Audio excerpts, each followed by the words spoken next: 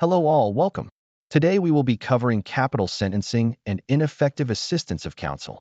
As part of this video, we will cover the audio recording of the case along with a discussion about the decision by the court at the end. This case came from an Arizona capital murder prosecution involving Danny Lee Jones, who was convicted of killing a man, the man's grandmother, and a 7-year-old child while stealing a gun collection. At the penalty phase, defense counsel presented some mitigating evidence, including testimony about Jones's troubled childhood and mental health issues. Years later, Jones sought federal habeas relief, arguing that his lawyers were constitutionally ineffective because they failed to uncover and present stronger evidence of brain damage, severe trauma, and other mitigating information that might have changed his sentence. A federal district court denied relief, but the Ninth Circuit concluded that counsel's performance had prejudiced Jones and ordered resentencing. Arizona officials asked the Supreme Court to review that ruling, contending that the lower court had not properly weighed the aggravating circumstances of the crime or applied the correct standard under Strickland v. Washington. The legal question before the court was whether the Ninth Circuit had misapplied Strickland's prejudice requirement in a capital case by undervaluing the aggravating evidence, overstating the likely force of the new mitigation evidence, and failing to give proper deference to the district court's habeas decision. Following is the audio recording of the actual court hearing. We will hear argument this morning in Case 22-982, Thornell v. Jones. Mr. Lewis? Thank you, Mr. Chief Justice, and may it please the Court. The Ninth Circuit erred in two critical ways. First, it failed to give any deference to the district court's factual determinations. After hearing the evidence and testimony at the evidentiary hearing, the district court made factual findings as to whether Jones suffered from specific mental conditions and whether those conditions caused him to murder Robert and Tisha Weaver. The Ninth Circuit disregarded those findings, instead substituting its own judgment. My friend defends this error by positing that the district court's only role was to determine whether unpresented mitigation evidence existed. This view eviscerates the traditional role of trial courts in the fact-finding process and will radically change habeas practice, resulting in far more writs undoing state sentences. The Ninth Circuit further erred by failing to meaningfully consider the aggravating evidence or its weight. Strickland does not allow for a sentence to be undone whenever there is some new mitigation that addresses moral culpability. Instead, it requires a reasonable probability that the new mitigation would have changed the sentence in light of the balance between the total mitigation and the aggravating evidence. The Ninth Circuit's approach is contrary to this long-standing test and must be rejected. I urge this Court to reverse the Ninth Circuit's judgment, clarify the applicability of clear error review in the Strickland context, and reaffirm the principle that a Strickland prejudice determination requires a reviewing court to reweigh both the total mitigation and the aggravation. I welcome the Court's questions. Can we resolve this simply by saying that de novo review is improper? I think so, Your Honor. In my friend's responsive brief, he argues that Village Lakeside stands for the proposition that these types of mixed questions addressing constitutional issues are totally de novo. I think there's more room in the Strickland question than that, and specifically in the Strickland prejudice context. I'm sorry, I don't think I understand your answer. There's no dispute that the court below did not, I'm not talking the federal court, the state court never reached the prejudice prong, correct? We haven't raised that issue, Your Honor, no. No, and you're not raising it now? No, Your Honor. You're accepting that de novo review with respect to the prejudice prong is correct, at least for purposes of this argument? De novo review is correct as to the legal determination on the mixed question, yes, Your All Honor. right. So that, I think, was the question being asked. Right, so that it's not EDPA deference that you're seeking? No, Your Honor. Yes, okay. Just to clarify, you're saying that there's de novo review in the district court, not de novo review on appeal. There's de novo review of the district court's – the district court made a prejudice determination, and we haven't raised the question of whether the state court made a prejudice determination, and that judgment was entitled to deference under EDPA. So the district court made a prejudice determination. Right. We're asserting that that determination would be reviewed de novo as to the legal question in the Strickland inquiry. But on the factual question of the mixed question, then those factual determinations are entitled to clear error deference under Rule 52 and this Court's precedents.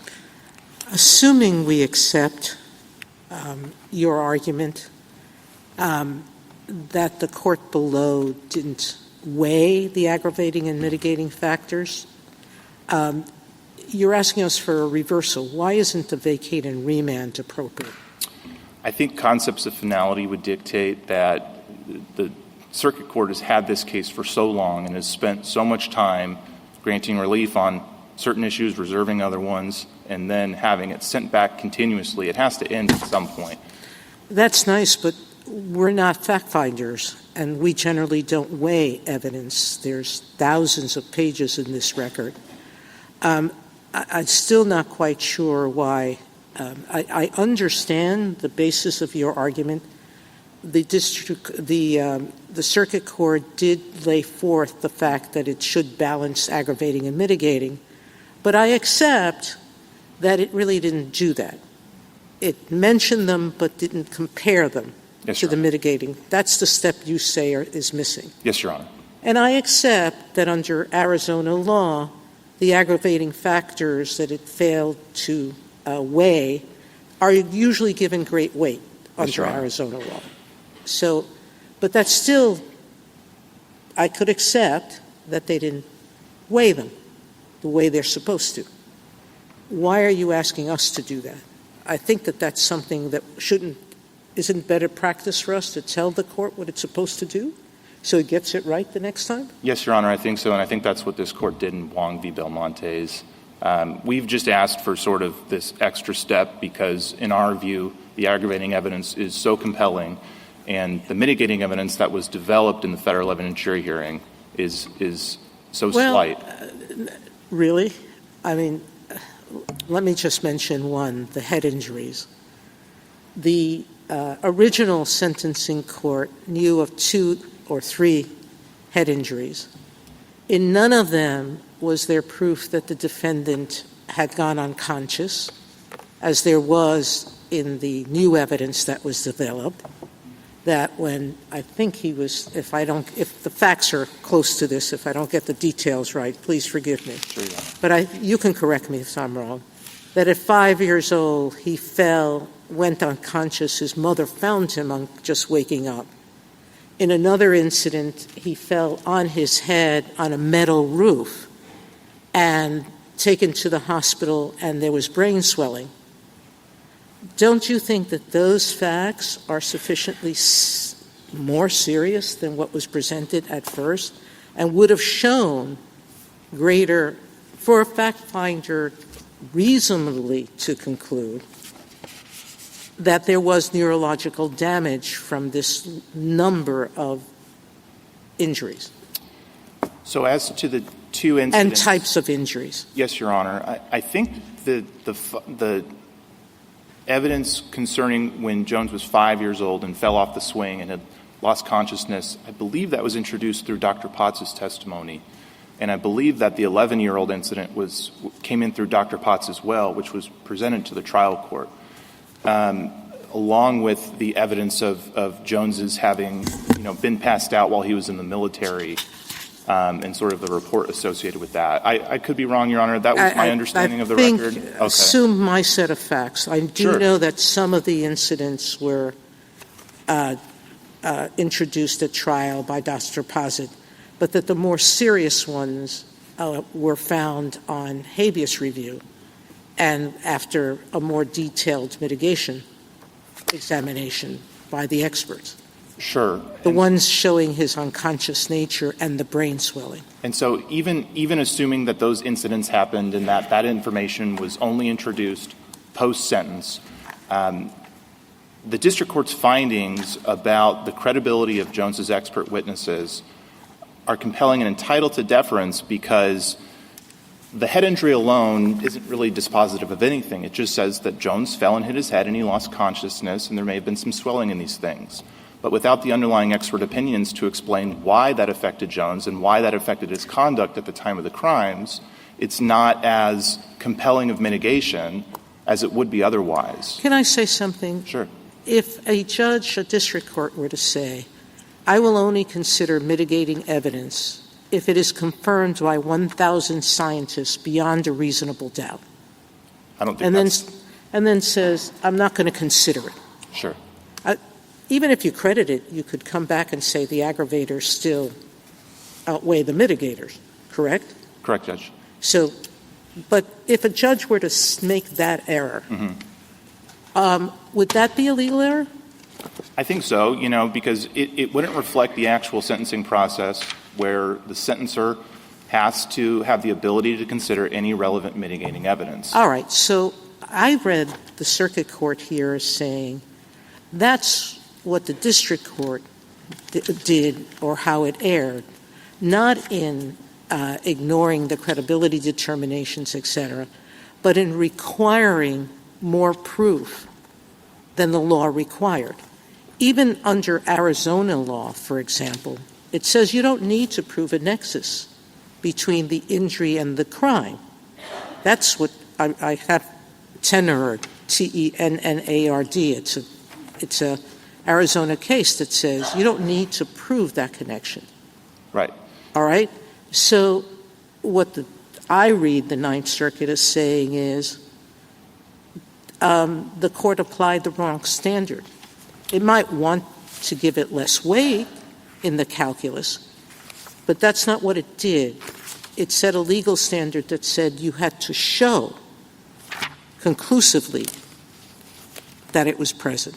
I don't think the district court ever purported to say that it was refusing to consider any of this evidence for what it was worth. What we had here... What it said is Jones did not present, quote, evidence confirming that he suffers from neurological damage caused by head trauma or other factors. I don't see how that's not requiring positive proof. I think you can split it up. So the district court, when it was faced with conflicting experts on specified diagnoses, said, I have to figure out what's true and what's not true. Except that's not what we've said in Porter. I mean, I'm sort of picking up on Justice Sotomayor's point here. This court appears to have looked at a similar situation and said, I'm talking about the Porter case, even though the state's experts identified problems with the defendant's expert testimony, it was not reasonable for the court, the district court, to discount entirely the effect that this testimony might have had on the jury and the sentencing judge. So I take that to mean that the responsibility or the role of the district court is to see that there's mitigating evidence there, and in the ultimate weighing, perhaps, take into account whether the district court thinks something is more or less credible as it weighs it against the aggravating evidence, but to discount it, to say I'm not going to look at it because you haven't proven or whatever, seems like a problem with the district court's analysis. Sure. So 2 points about that. If I'm remembering Porter correctly, I think what you had there wasn't the same sort of battle of experts that you had here. Because in Porter, the state's experts said that they couldn't agree on whether or not it would establish this sort of statutory mitigating circumstance. So I think it's much different when you have experts that are saying categorically, no, Jones does not suffer from cognitive impairment or PTSD, and the district court is forced to decide which account of Jones's mental condition is more accurate. But I guess what you're asking us here to say that the Court of Appeals erred in recognizing what could be a problem with the district court's analysis, that the Court of Appeals had to defer to these credibility findings under circumstances in which it isn't clear that the district court was supposed to be making this kind of finding.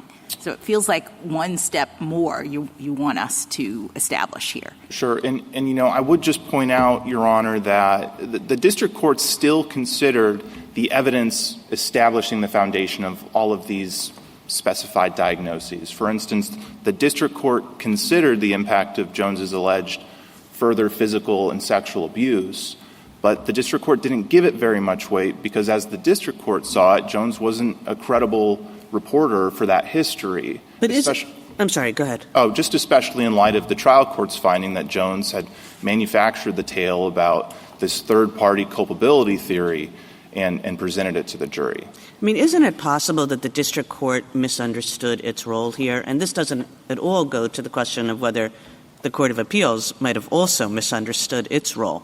But just focusing on the district court for a moment, that the district court seemed to think that it was the fact finder in this case, and using a kind of preponderance of the evidence standard, did you show this, did you show that, by 51%. But I don't think that that's what the reasonable probability asks a district court to do. I mean, if you were just to put some artificial numbers on this, suppose that there was enough evidence in mitigation that a court could say something like, I don't know, there's like a 30% chance that this might have affected the way the original sentencer would have decided. Now, 30% chance is not a 51% chance. So if I'm the fact finder, I find you haven't met your burden. But as I understand what we've asked district courts to do in this special Strickland area, it's basically to ask a different kind of question, which does not give you a 51% threshold. It just says, if there's some kind of chance, it might be 30% or it might be 25% or whatever it is, that the district court, that the original sentencer would have done something differently, then I'm supposed to give it back to the original sentencer. So that's where I think it looks to me as though the district court misunderstood its role. And I'm wondering what the answer to that is. I mean, it's possible, I suppose, Your Honor, that these are trial courts and they're used to, settling disputes between conflicting evidence. Completely. It seems like a very natural thing for the district court to have done. I'm a fact finder. I'm going to say, you're credible, you're not. You've met your 51% burden, you haven't. But this is a special context where we actually have said that that's not the right inquiry. And, I think the district court was doing things that were still proper even under this view. It's just that those things would happen in the weighing of the prejudice determination. Mr. Lewis, have we ever said that it's enough to show there's some kind of chance? No, Your Honor. Did the district court ever say that it was applying a preponderance of the evidence standard? No, Your Honor. Is it a reasonable understanding of their opinion to think that it was doing fact-finding in the normal way? I think it was reasonable to assume from the opinion that the district court, when confronted with the conflicting evidence on specified diagnoses, did what it had to do to separate truth from fiction. Can I ask you about the evidentiary hearing in the first place? I've been trying to figure out, because this case has a long procedural history, and the state isn't challenging this, I understand, but I just want to understand the rationale for it.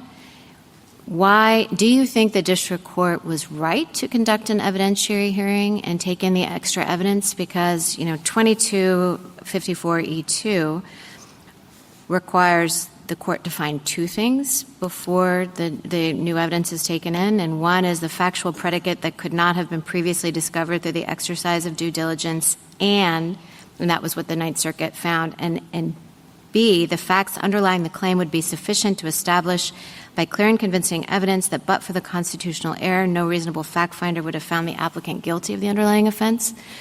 How did that figure into the conducting of the evidentiary hearing? I mean, maybe it was right. Like I say, the procedural history of this is complicated. Sure. Was that correct? And if it wasn't, why isn't the state challenging that? Well, this was a pre-pinholster evidentiary hearing, so I believe the hearing was granted in 2003, thereabouts, if I'm remembering correctly. I can't give the reasons for why the state didn't more vehemently oppose Well, the was hearing. it proper to have the evidentiary hearing? I think probably not, Your Honor, but this is, we live in this sort of post-Ramirez world where, we expect people to exhaust their claims and develop their records in state court before those claims can be considered in federal court and without the benefit of any new evidence that wasn't put before the state court. So I think where we are now, we would clearly say this is improper, but at the time when the court granted the hearing in 2003, Okay. it's hard to say.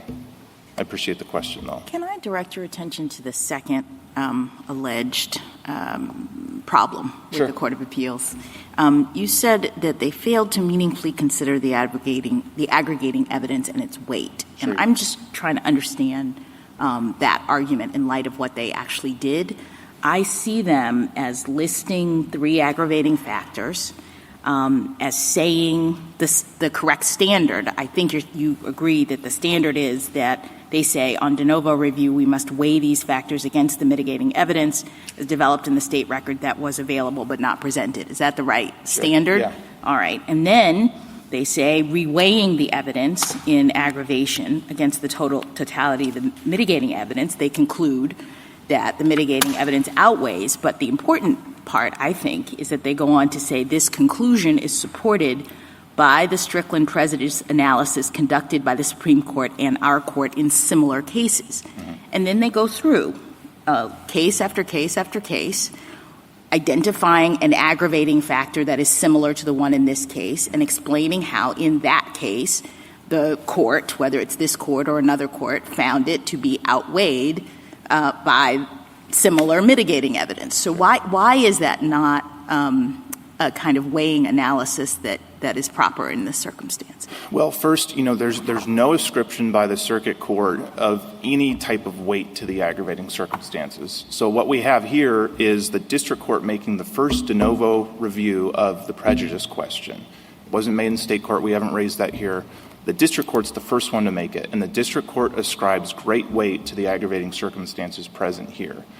The Ninth Circuit doesn't rebut that at all, and they don't make any comment on the actual weight of those aggravating circumstances to give some context for how it's actually being weighed. So you're saying they have to speak direct, because what I see them as doing here is rebutting that in the context of its review of other cases that have talked about similar aggravating factors and have done the weighing. Mm-hmm.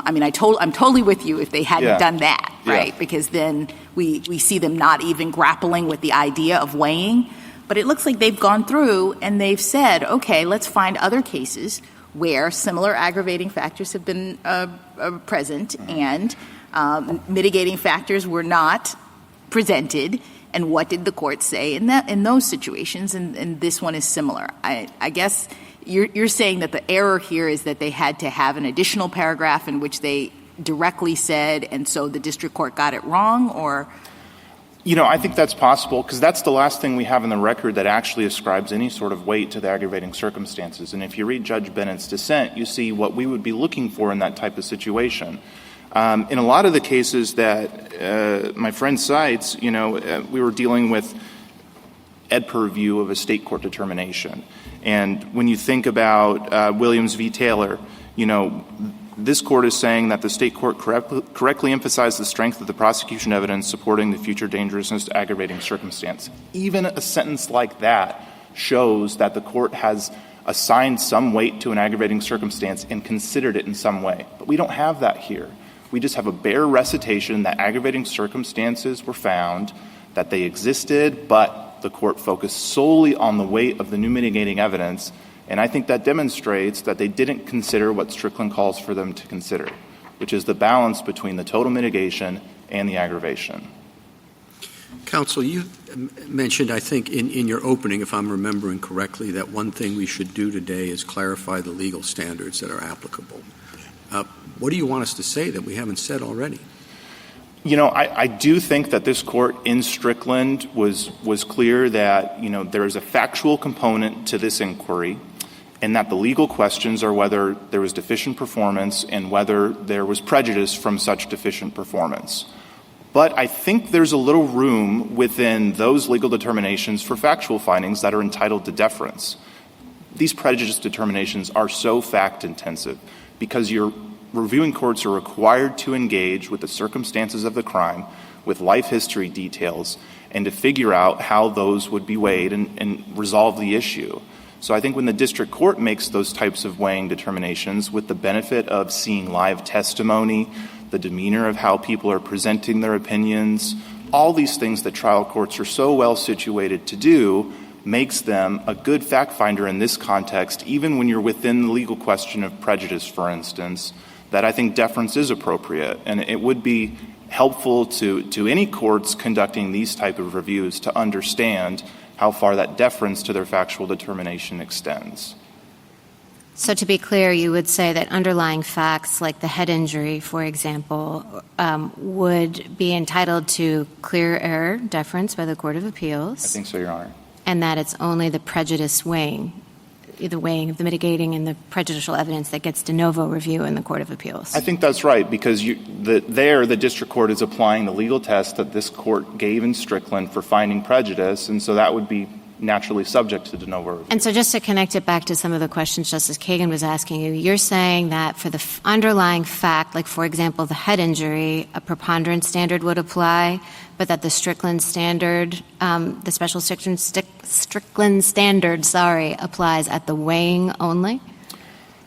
I'm not sure. I don't think we've really briefed what burden would apply to establish these facts. In a traditional mitigating in a penalty phase hearing in a trial court, in Arizona at least, capital defendants are required to prove their evidence by a preponderance of the evidence. But even if it's under a reasonable probability standard, that is, whether there's a reasonable probability that a sentencer would find it compelling in the weighing, that's still a burden that they have to meet, and the district court or trial court's determination in that regard would be entitled to deference. Mr. Lewis, I agree with you entirely that the circuit court is supposed to should treat the district court's evaluations of these kinds of claims with great care. The district court is the one that sat there through all the evidence. The district court presumably knows the record a lot better than the circuit court does. So I'm full square with you on that. But when you start talking about sort of clear error review of fact-finding, that's when I see a real switch in the way we in the way we understand the Strickland inquiry, because that would suggest to district courts that their job in this proceeding, may I finish? Yes, sure. Is to say, was there a head injury? Was there not a head injury? Did he have PTSD? Did he not have PTSD? Which is, of course, the usual thing that district courts do, but not the usual thing that we've asked them to do in this context. I see the point, Your Honor. I just think that there is room for these types of factual determinations, and because the district court is so well situated to make those determinations, that they should be entitled to deference. Justice Thomas? Justice Alito? Mr. Lewis, the question of prejudice is a mixed question, right? Yes, Your Honor. All right. What's the legal component and what is the factual component? The legal component is whether there's a reasonable probability that, in consideration of the total mitigation and the aggravating evidence, the sentence would have changed. You think that whether there's a reasonable probability is a question of law? I think that's the standard that Strickland formulated. Probability is a question of law. If I flip a coin, what's the probability that it's going to be heads? 50-50, Your Honor. Is that a legal question? No, Your Honor. Is that a factual question? Yes, Your Honor. Somebody jumps out of a third-story window. What is the probability that the person is going to die? Is that a factual question? Perhaps an actuary and a doctor could formulate some probability to guess. Give me a situation in which probability is anything other than a factual question. Right, Your Honor. Then why are you saying that whether there's a reasonable probability is a legal question? There's a legal part of the prejudice inquiry. It's what is the standard? The standard is reasonable probability. If the district court says, no, it's any minor probability, that's wrong. If the district court says it's beyond a reasonable doubt, that's wrong. But that's the legal part. Then the factual part is applying that to the facts of the case. Was there a reasonable probability? You with me so far? Yes, Your Honor. Thank you. Thank you, Judge. Justice Sotomayor? The district court never said that this defendant never experienced those head injuries. He just said he didn't believe that they were tied to the crime, correct? I think in some regards because you had all these other injuries that were being reported in the But he never said he disbelieved the reporting of the mother that the defendant had at 5 years old. Not as to the 5-year-old incident. And not to any of it. All right. Justice Barrett asked you about 2254E2.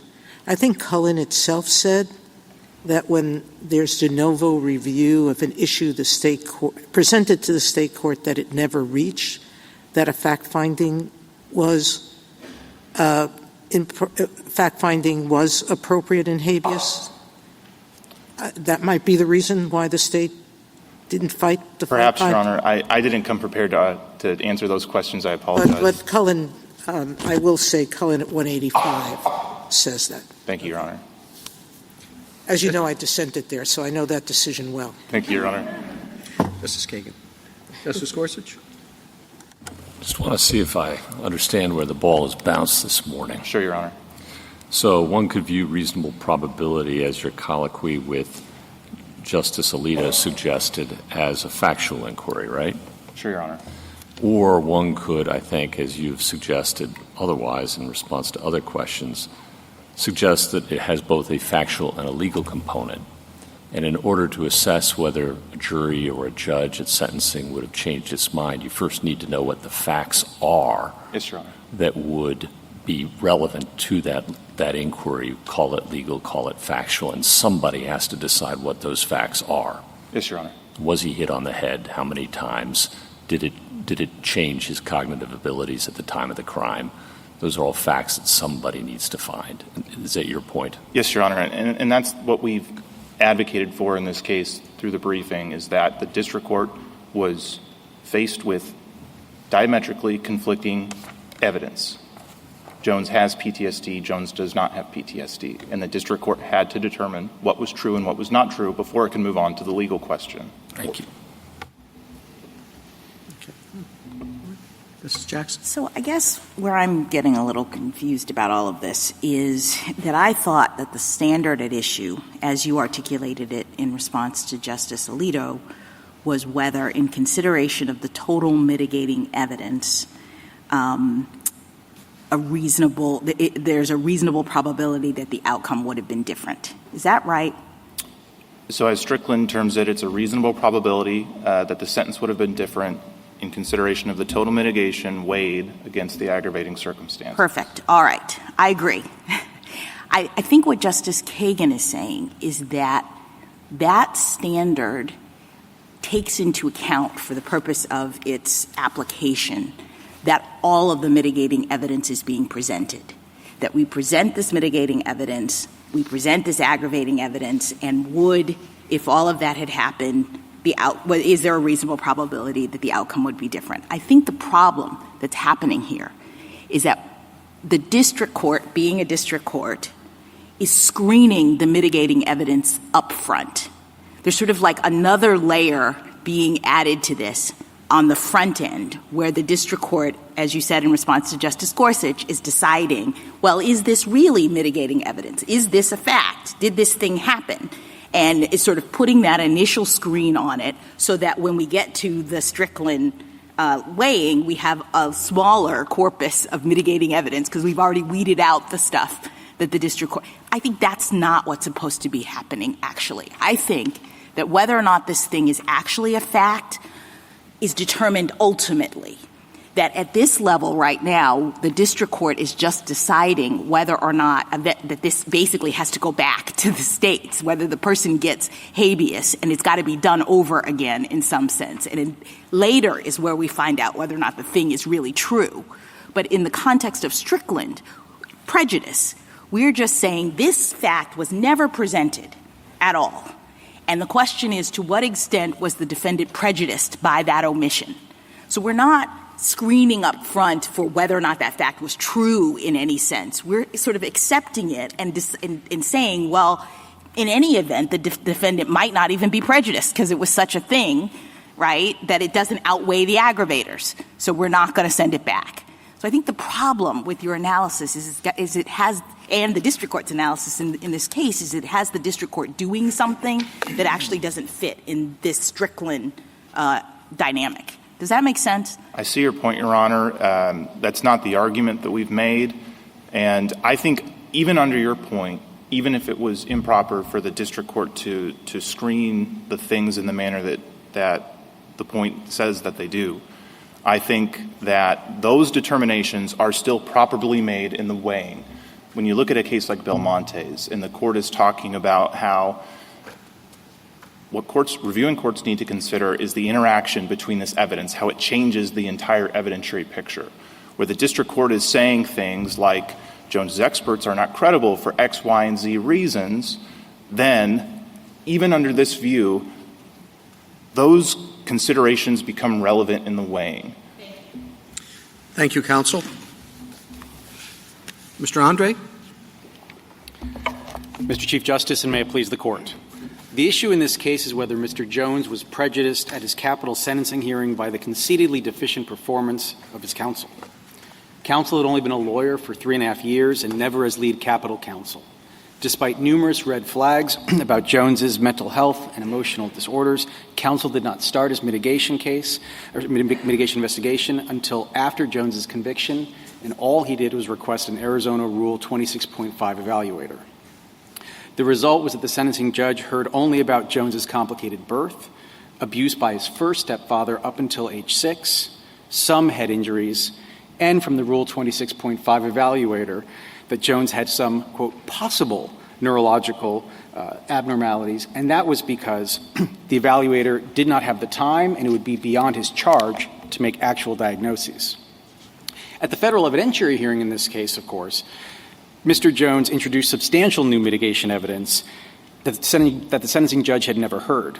The new mitigating evidence showed that Jones was chronically abused throughout his entire formative years in childhood, well beyond age 6, by not just one, but by multiple male family members.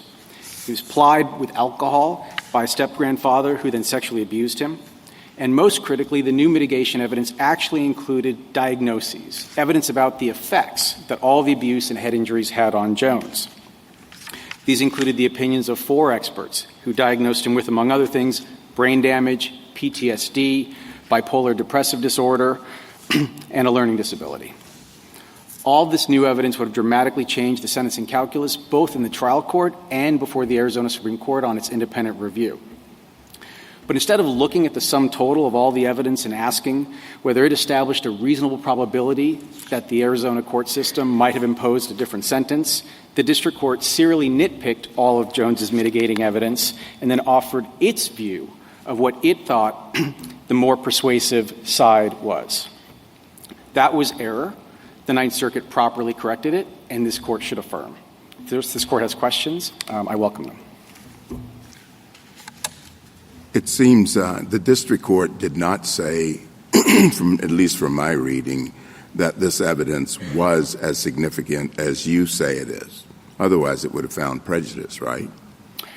Well, the district court, I think in the most recent colloquy between Justice Jackson and Mr. Lewis, I think the district court did exactly what Justice Jackson described, which was the district court here went through and said, okay, here's this disputed fact. I'm going to resolve it 51-49, 60-40, whatever I view of it. And then because Jones loses on that point, it doesn't get considered with respect to Strickland prejudice.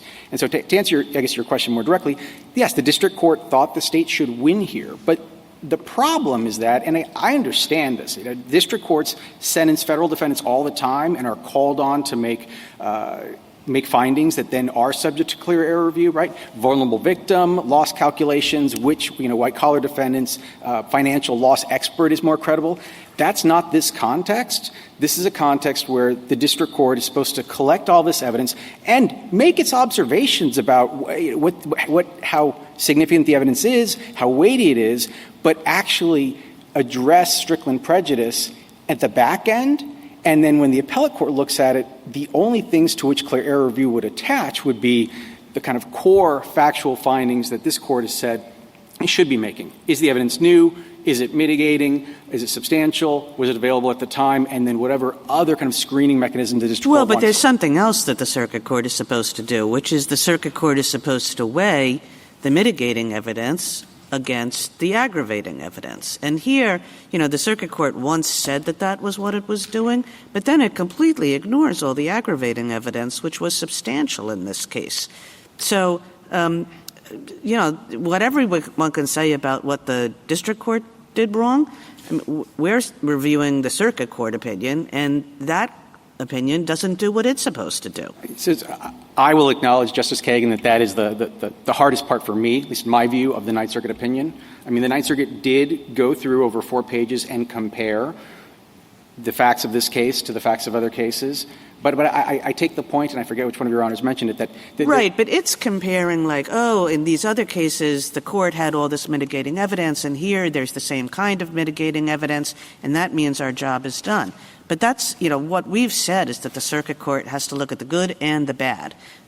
So the circuit court is supposed to look at the mitigating evidence, as well look at the rebuttal case that the state put on about the strength of that mitigating evidence, and then most crucially, weigh it against the aggravating evidence. And that most crucial last stage, I mean, there were lots of aggravators in this case, and the circuit court doesn't even mention some of them. Well, so I'd like to push back on you respectfully. So the Ninth Circuit did 3 times separately acknowledge its obligation to do the reweighing. Then the Ninth Circuit twice didn't just cite, but actually quoted the aggravating factors found by the trial court. And so that listed them. And they have, brutal language built right into them. Then the court, also didn't shy away from the underlying facts of these murders. It recounted them in detail in the beginning of the opinion and then again in the section where it did engage in the comparison. Again, I acknowledge I wish the Ninth Circuit had said more on this particular part of its analysis, because it is the thinnest. But I think it's still enough. And what's notable also about this case, because, you mentioned the additional bad evidence that may have come out. This is not a case like Wong v. Belmontes. In fact, Wong, I like that case quite a bit because it's a great contrast for us. There is no new bad, unlike an additional murder like we had in Wong. There is no new additional bad to be introduced in this case. The only rebuttal case the state had to what we presented at the federal evidentiary hearing were its competing views of our experts. And as we've been discussing, that ultimate credibility determination is best reserved for the state center. When you have competing experts, they're not Daubertable, if I can make up that word. They're not Looney Tunes and subject to Rule 702. They go to the ultimate fact finder if it's a toxic tort case, or the ultimate sentencer if it's a criminal case. And so, again, here, there really isn't new bad to be weighed. There's just what was always in the case that was aggravating, and it's significant. I get that. 3 murders, this is a brutal case. But against this wealth of mitigation evidence, old and new, that we were able to put in between the various proceedings, and on balance, this case looks a lot like Williams and Porter. Mr. Andre, can I ask you about what seems to be your lead argument? This is on page 14 of your brief in the summary.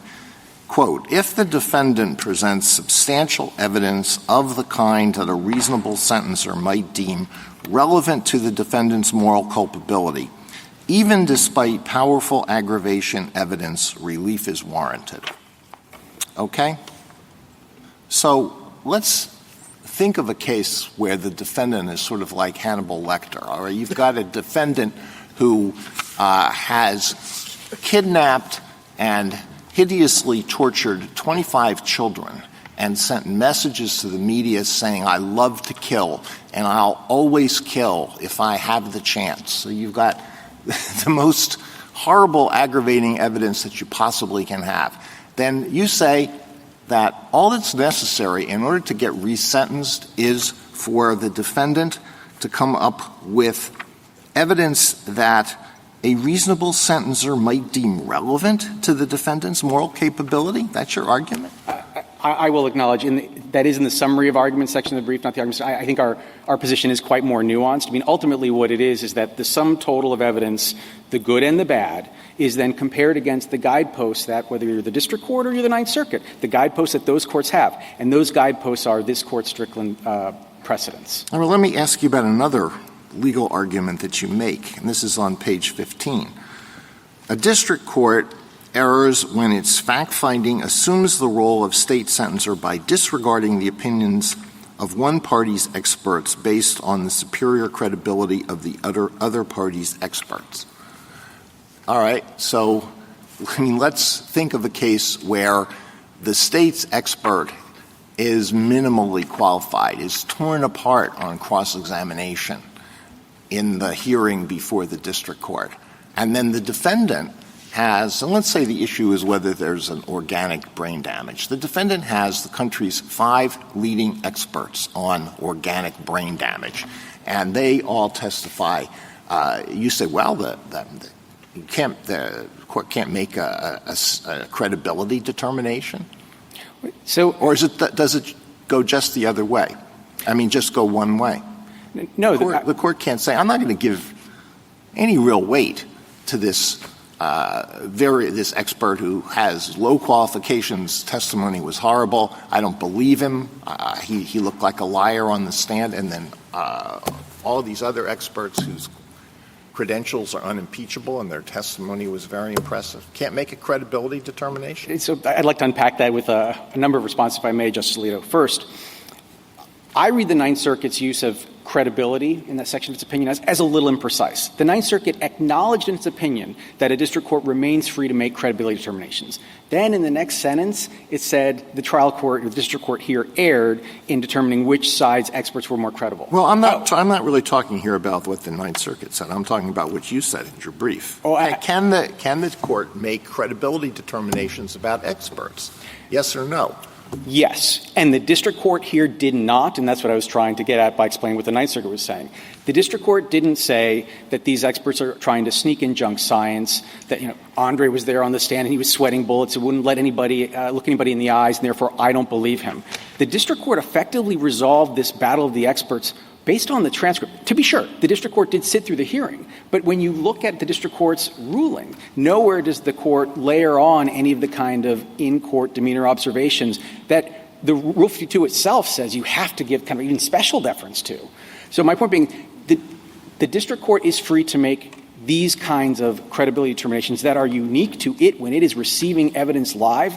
This district court didn't do that. The Ninth Circuit's point and my point is that in the Strickland prejudice context, it is error for a district court to say, I think that the state's experts are more persuasive than Jones's, therefore I'm going to not consider all of the evidence that came from Jones's experts, and therefore he loses on Strickland prejudice. Well, there's no question that a fact finder gets special deference when the credibility when he makes a credibility determination based on demeanor, et cetera, in a hearing before.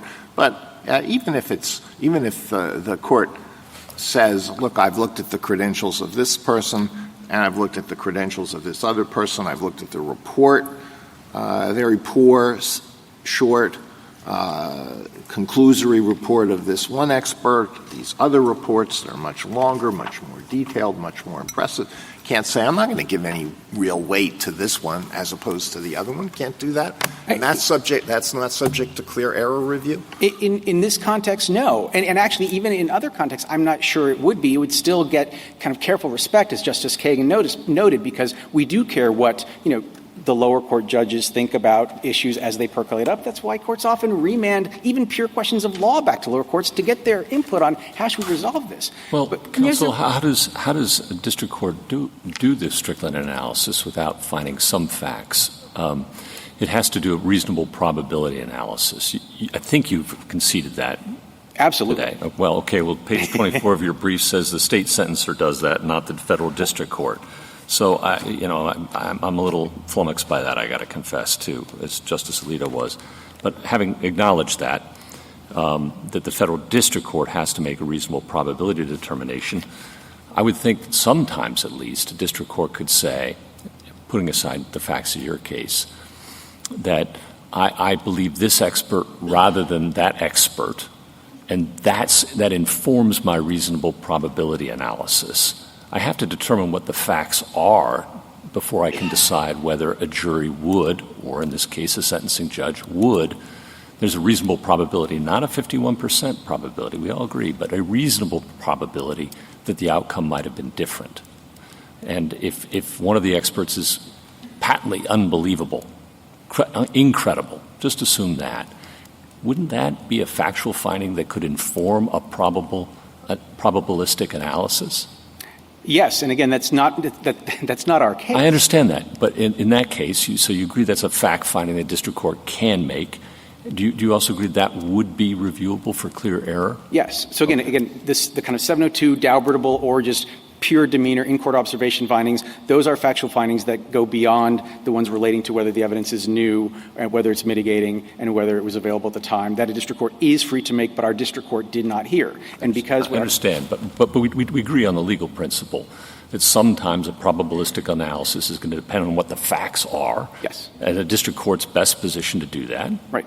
And that's reviewable for clear error. Right. But in a case like this, where you have all of this evidence and there wasn't a true credibility determination, that then all of that evidence gets thrown into the reasonable probability analysis on the back end, which, again, the district court has to make that call in the first instance. We're not suggesting any kind of, gag order on district courts when they're conducting these evidentiary hearings and issuing their rulings after them. The question is, what deference must the Court of Appeal and this Court give to the district court's observations, gloss, on the evidence? So can I restate what I understand you to be saying so that I can make sure that I understand it? In response to Justice Gorsuch, you say that the district court can make these credibility determinations, but the problem, I think, with the I believe this expert, not this one, up front, is that once you then take that mitigating expert's evidence off the table and then do the weighing, you might reach a different result than if you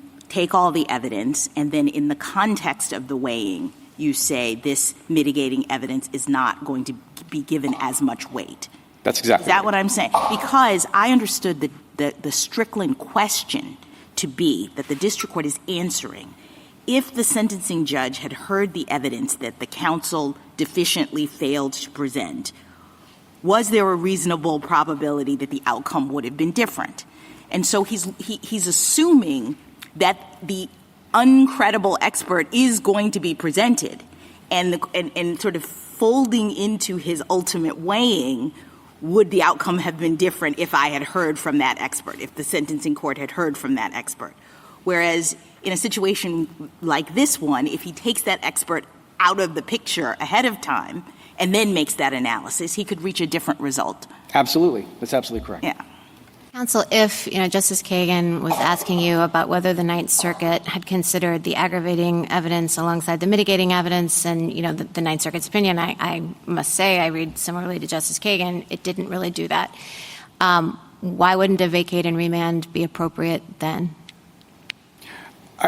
If this court finds that the Ninth Circuit's weighing on pages 58 to 62 of the PET app is insufficient, I think that is the proper recourse to send it back to the Ninth Circuit. I think for the reasons I explained to Justice Kagan, the Ninth Circuit said enough. It acknowledged its obligation. It quoted the actual aggravators. It didn't just point to it, cite them. It quoted them. It didn't shy away from the facts. And then it engaged in the comparative analysis that I think Strickland requires by saying, here are all of these cases that are very similar with respect to how brutal the crimes were and with respect to what the mitigation was, and we think relief is warranted. But what do you say, though, to your friend's argument on the other side that this case has been lingering for decades and that we've already vacated and remanded this case once, and that if we think that the Ninth Circuit didn't engage in the classic Strickland analysis this court requires, again, I know you disagree, but positing Justice Barrett's point,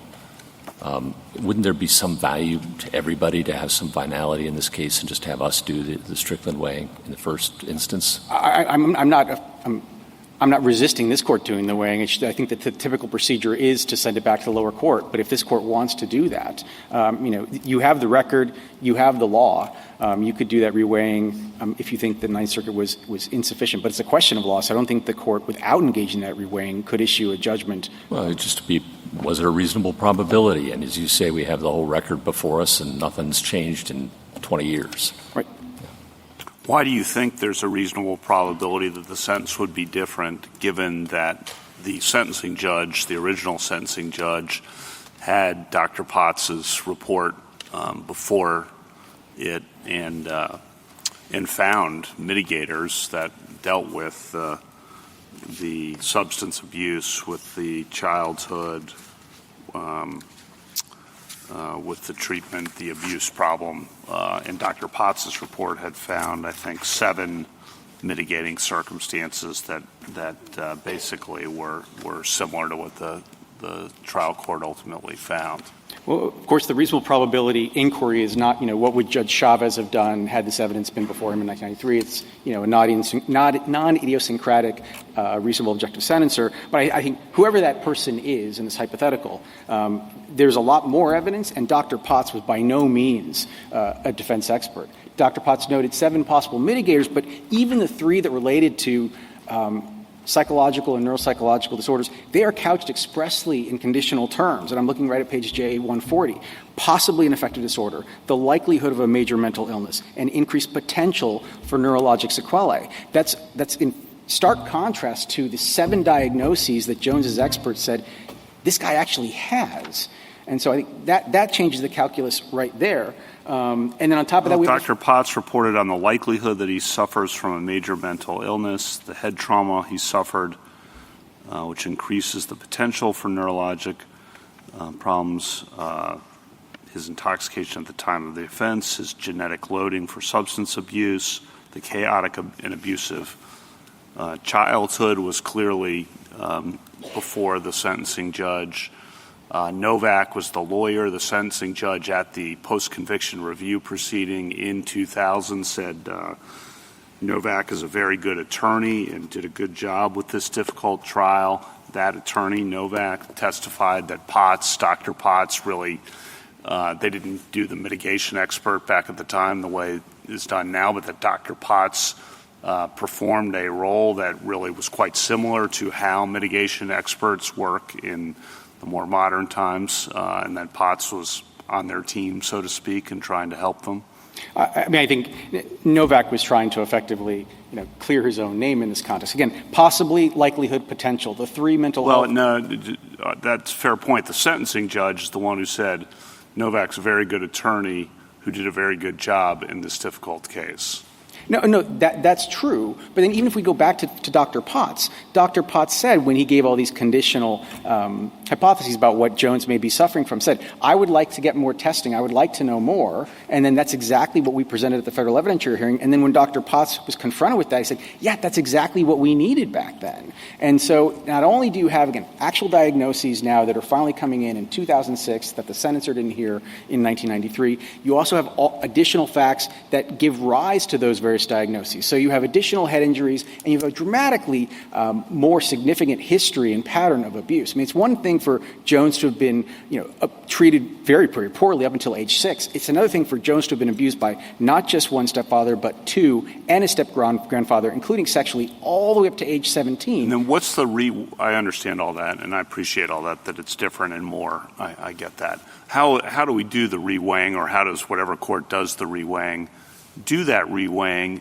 given the horrible aggravators? Well, I don't know.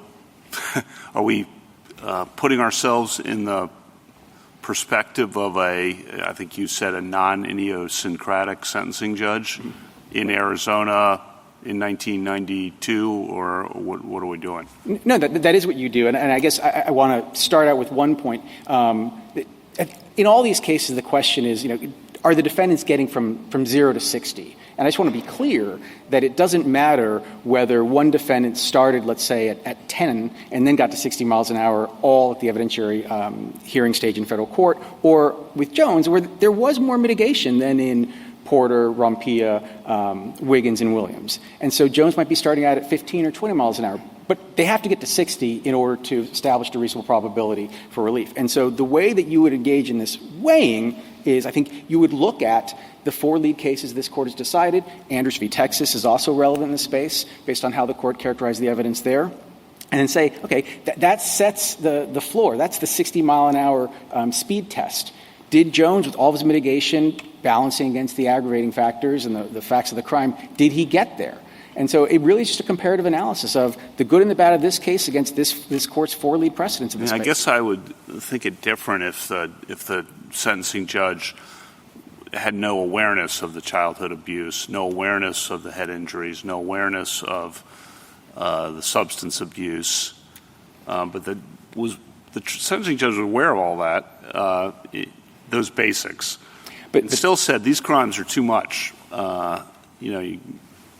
And we don't need to go through them, but the sentencing judge was too much. That's why I use the 0 to 60 reference, Justice Kavanaugh. It doesn't matter where Jones started vis-a-vis the other defendants in these cases, because Jones did start out a little bit ahead of them, because there was more mitigation at the aggravation mitigation sentencing hearing before Judge Chavez than there were in Porter, Rompia, Williams, and Wiggins. But my point is that I think Jones clearly got to 60 miles an hour and maybe had an easier time getting there because he did have more to start with.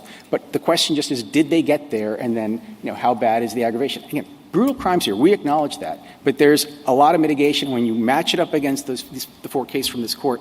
It's really hard to see any difference. There's, long-standing childhood trauma, a lot of head injuries, and diagnoses by doctors who were not precluded from testifying because they were sneaking in junk science and not because they were Looney Tunes under 702. That all goes to the state senator to weigh. And because we're not there yet, we're in the federal system, we're asking, is there a reasonable probability that all of that evidence might have persuaded that state senator to favor life? Well, just to continue with your analogy, I think the question is, he didn't have to get to 60, right? He needed to get to 120, given the aggravating circumstances that were before the jury. If that's what this court feels, that's what this court feels, and I guess this underscores why the analysis of the weight and persuasiveness to be given each piece of evidence is best dealt with on the back end under the prejudice prong, right? So the district court, again, is going to take all this evidence and it's going to express its views. The Ninth Circuit's going to look at that. It's not going to have to defer to those views, but it's going to do its own weighing. And it's going to come to this court, and this court's going to opine. And if this court, wants to say, in Porter, Rompilla, Wiggins, Williams, I actually think Williams and Porter are the strongest for my side. Those defendants only had to get to 60. Here, Jones had to get to 120. That's for this court to do, but to this court to do without deference to the district court's gloss on the evidence from 13, 14 years ago. Thank you, counsel. Justice Thomas? Justice Alito? We're losing, I think, a view of what this case is about. Nobody disputes that trial counsel was deficient. Correct. In no capital case should any lawyer wait till someone's been found guilty to start mitigation, because it doesn't give you enough time to do a thorough investigation, correct? Correct. All right. And there's no doubt that there was a mountain of additional evidence that the new experts found with a proper investigation. But we're not here to undo the conviction, correct? Correct. The conviction is not in dispute. It's not even. All right. We're only here to decide who should decide whether to resentence him. And you said that's how the court feels, but why is it our feeling? Shouldn't it be the trial court's feeling? An Arizona state judge should look at this. Isn't that what you want? An Arizona state court judge to look at this and say the aggravators outweigh the mitigators? The other way around, Justice Sotomayor. Right. But no, you want them to say, but yes. The point is that what we're asking for here is for the trial court to determine that weight. Yeah, absolutely. Absolutely. And I guess I want to be clear that, the rule we're asking. So it really is, should the Arizona court consider that evidence now? Right. Was there enough mitigating evidence in total when weighed against the bad such that an Arizona court, when looking at this anew, might reach the opposite result? And I guess one thing I do want to underscore really quickly is that, our rule would cut both ways. If there was a district judge in Judge Bolton's situation who made, and I counted 13, she never used the word preponderance, to your point earlier, Justice Alito, but a lot of synonyms for preponderance. You had a district judge who made 13 findings favorable to the defense, and the state were to appeal.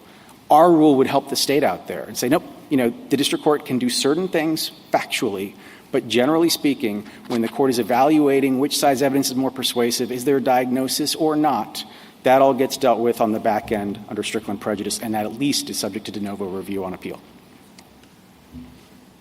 Justice Kagan? Justice Gorsuch? Justice Jackson? Okay. Thank you, counsel. Thank you. Rebuttal, Mr. Lewis? Thank you, Mr. Chief Justice. Even putting aside the particular questions about the scope and where the line is drawn and the factual question, on Strickland reweighing alone, this court's action is compelled.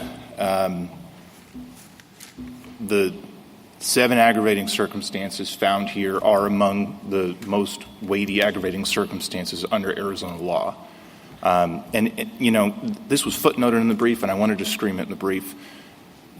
the circuit court barely mentioned the fourth aggravating circumstance as to Tisha Weaver, the 7-year-old girl who Jones brutally murdered. That bare mention tells me and tells any reader that it did not factor into their determination. When you look at those aggravating circumstances and you understand how Arizona courts treat those aggravating circumstances, this is, as we argue in our brief, almost a foregone conclusion that there is no reasonable probability that the sentence would have been different.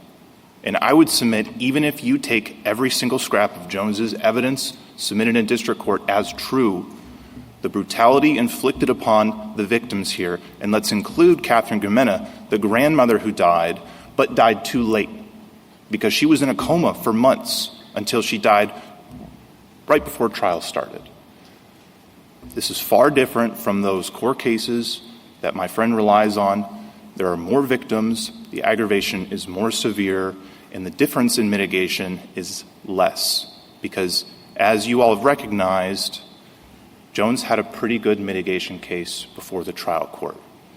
The trial court found that he suffered from long-term substance abuse, that genetic factors and head injuries contributed to that substance abuse, that he was under the influence of drugs and alcohol at the time of the crimes, which is especially compelling in Arizona as far as mitigation evidence goes because it actually links the mitigating evidence to the crimes, and that Jones had a chaotic and abusive childhood.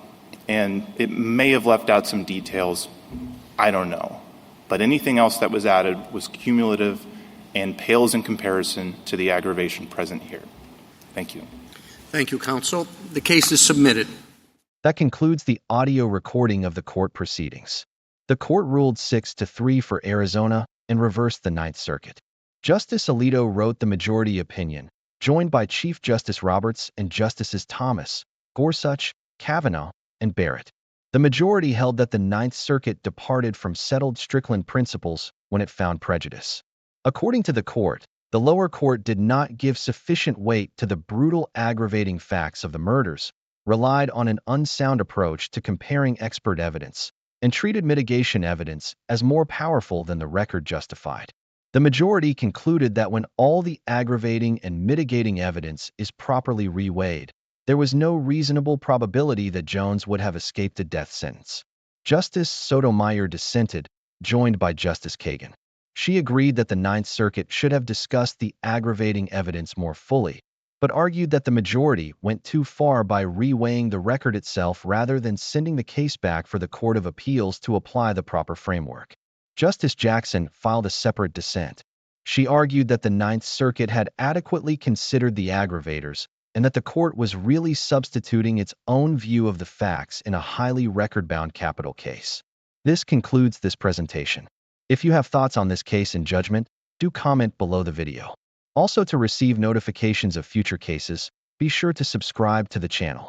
Please share the channel link with your friends and peers that you think may be interested in or benefit from it. Thank you.